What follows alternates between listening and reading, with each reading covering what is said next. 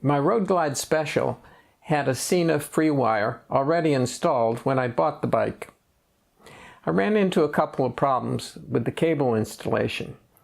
In this video, I'll show you how I altered the installation of the cables.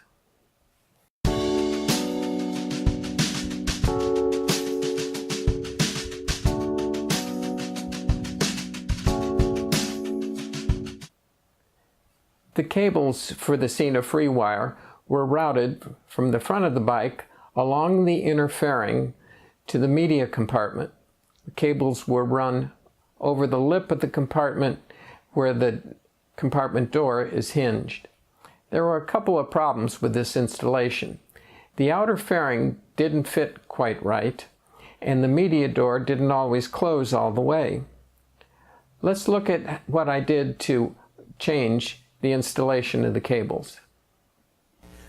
When the Freewire was installed in this bike, the wires for the power and the audio were routed from the front of the fairing down here through a clip and up and over where the hinge of the media pocket is. The wires going through here pushed out on the outer fairing, and the fingers of the fairing wouldn't engage the lip here completely or properly. The first modification I made was to route the cables down here behind the edge of the speaker. That freed up the space between the inner and outer fairing, and then the fingers engaged the inner fairing properly. Running the wires over the lip here where the hinge is and where of the door is okay, it's easy, but as you can see, the door doesn't close completely. So I need to change that to make it possible to close the door without having to mash it down. This grommet here is where the USB wire goes through into the pocket. What I want to do is drill a 1/2 inch hole here so I can route both of these cables into the pocket and not up and over the lip where the hinge is. I removed the wire clip and I'm going to drill a pilot hole right in about that spot.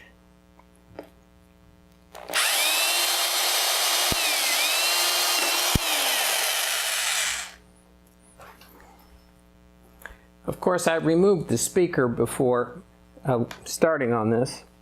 Now I've put a 1/2 inch drill bit in, and I'm going to enlarge.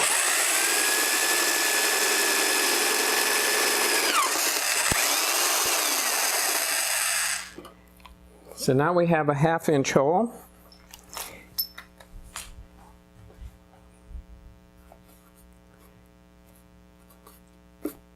And which will allow the two connectors to be inserted and go through the hole into the media pocket. I fished the cables down through the holes one at a time and pulled enough that there'll be enough slack to connect to the Freewire and pull the Freewire out of the pocket when needed. Here's the Freewire connected to the cables, and there's enough slack to be able to pull it out. You want to do that in case you need to change the firmware of the unit. What I put on the back is some heavy-duty 3M Velcro-like substance, a strip in between. The Freewire comes with a bracket with a flat mount. If you have that, use that. I didn't have it, so I went with this 3M finger lock instead.